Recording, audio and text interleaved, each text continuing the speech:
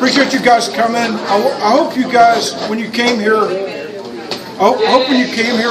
you all felt welcome.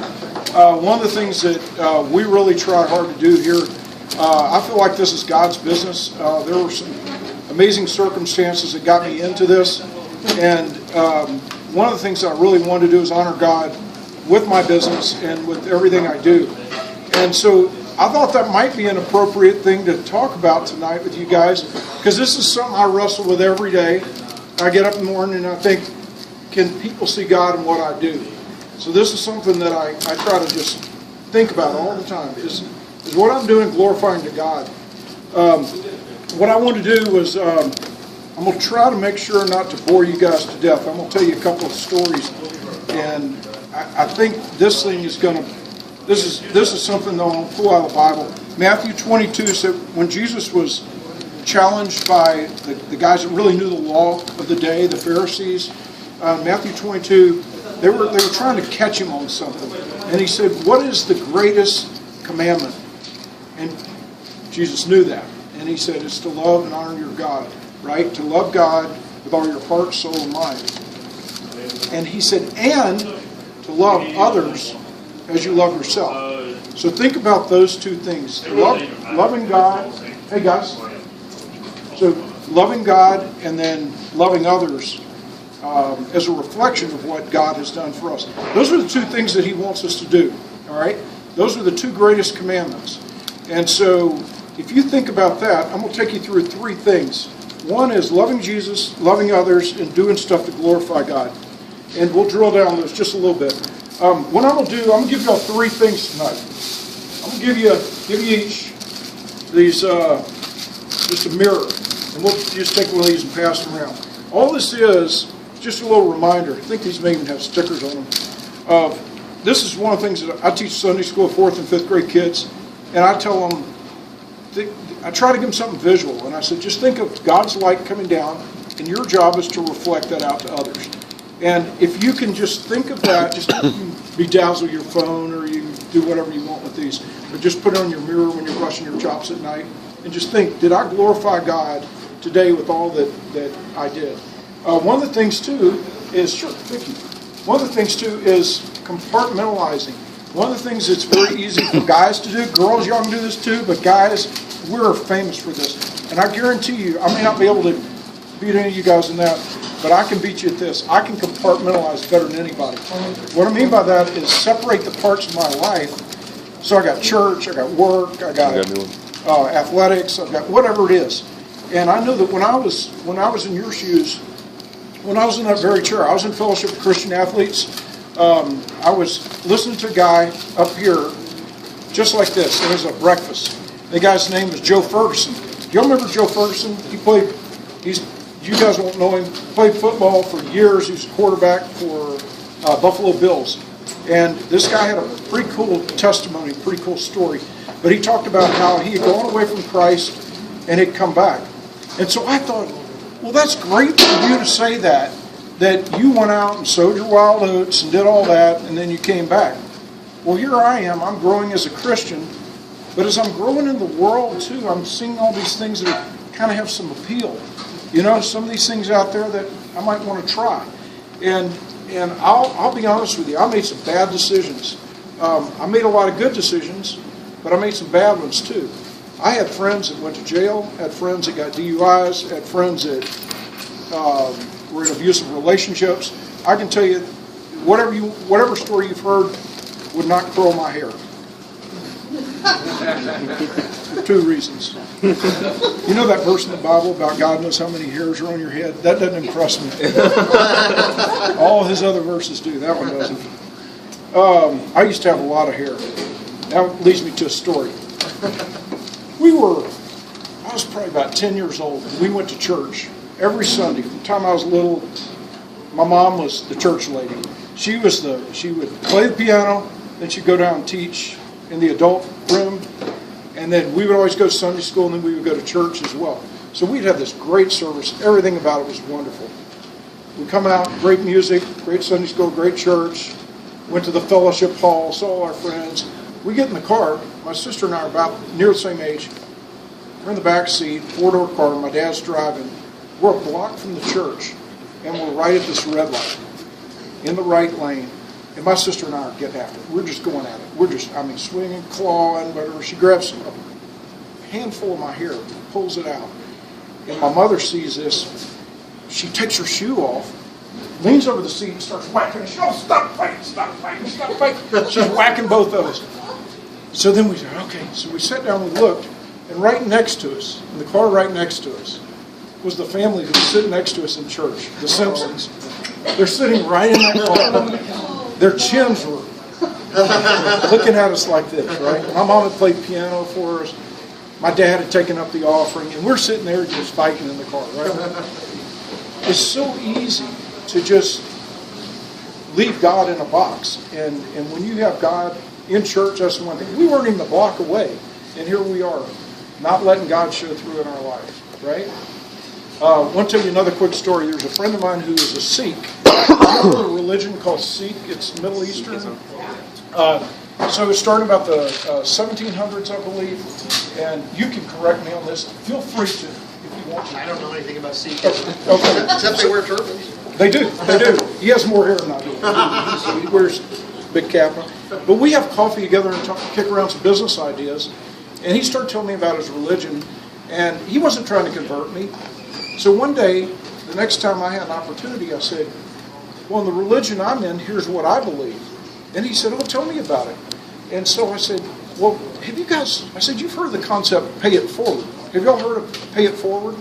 I see some of you nodding. So the example would be, the first time I heard about it was like Valentine's night. There was a couple sitting there having a romantic dinner.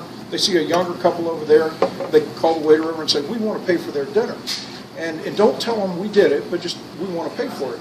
And all they do is they say, we want to do one thing. We want to write down, pay it forward. So they wrote down, pay it forward. So when the waiter went up to deliver their bill, he said, it's already been paid for, but here was a note.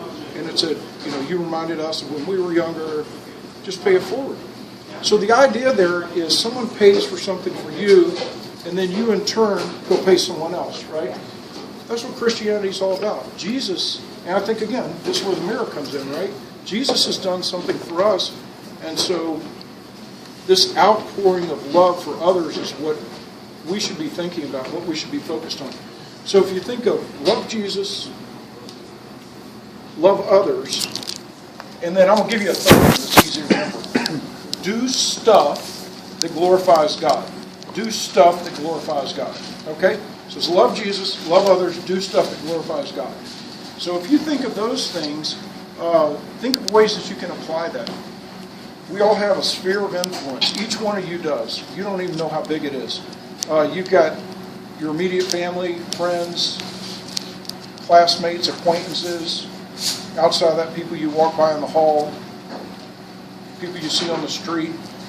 And with each one of these bands, people are going to have an impression of you.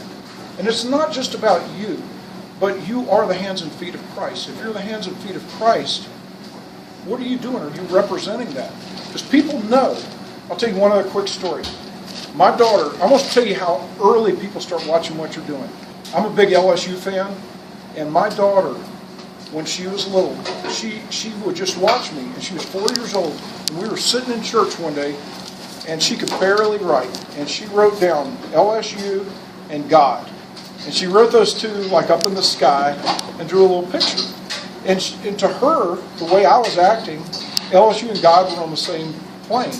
And I thought it was very observant of her that, and I had to spent the next 10 years trying to teach her, wait a minute, LSU's just a little bit lower than God. It's up there still, but it's just a little bit lower.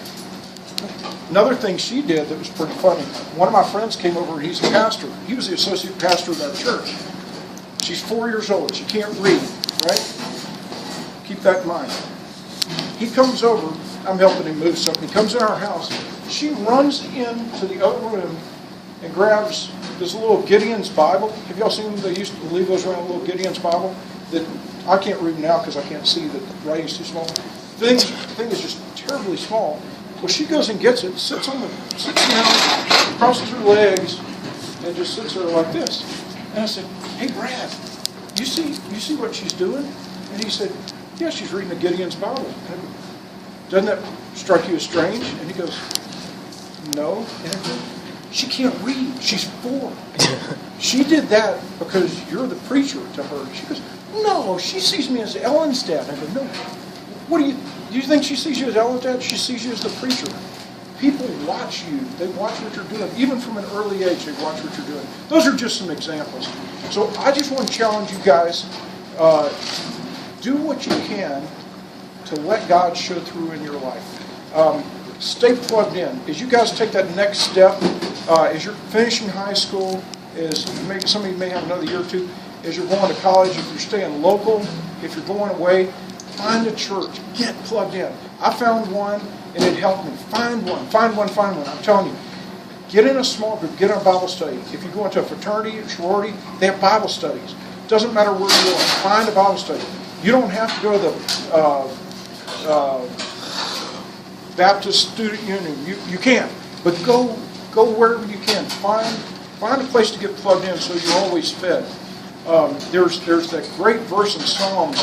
In Psalms 1, it's like the 3rd verse, it starts talking about how a tree that's planted by the water has its roots. They're fed by this stream. And just think of that as constantly moving, constantly feeding it. And the leaves of the trees, it says, never wither. Think about that. If you're firmly planted, it will bear much fruit and the leaves won't wither. It's a great word picture, right? I love word pictures. They're all through the Bible. So just want to challenge you guys with that. I told you I'd give you 3 things. One's a mirror. 2, if you guys don't have this Bible app, I'm going to recommend you download it. Do y'all have BibleGateway.com? Go to BibleGateway.com, and it has every version of the Bible that you can read in English and probably some in other languages. Free download. I keep it right here. You can do Bible studies off of that, but that's another way of just carrying the Bible around, the entire Bible. If something doesn't have your question and saying, I don't really get that, hop over to the Message Bible. That's a different version that's a little bit newer. I call it the newfangled version. It's you go over to that and it'll just explain it the way we talk. It's not Old English, it's not New English, it's just the way we talk. It's almost slang. And so it's pretty cool. But you can sit and go through that. So stay plugged in. Treat other people well. Remember you're reflecting God's love. And then the third thing I'm going to ask you guys, a little bit of an advertisement. We talked about this. This is not an advertisement for the church I go to, but we do have a really cool youth group, and there's this event we do once a year. It's called B-Dub, and it's best weekend ever. The Dub is D-U-B for W, so B-Dub, and it's at Preston Trail, and it's straight up Independence, probably 7 or 8 miles. I'm not trying to get you guys from your church up there, but this weekend, this is open to everybody, so I'm hoping, Scott's hoping to come. I've got sign-ups if y'all want to come. $75 plus a couple of meals. You get T-shirts and all that. We love athletes at our church. Talked to our youth pastor. He played some basketball at Baylor, and he said free for all you guys, free. So if you guys want to show up Friday night, 7 o'clock. We've got 5 guest speakers and 3. And anyway, there's a card with more information on that.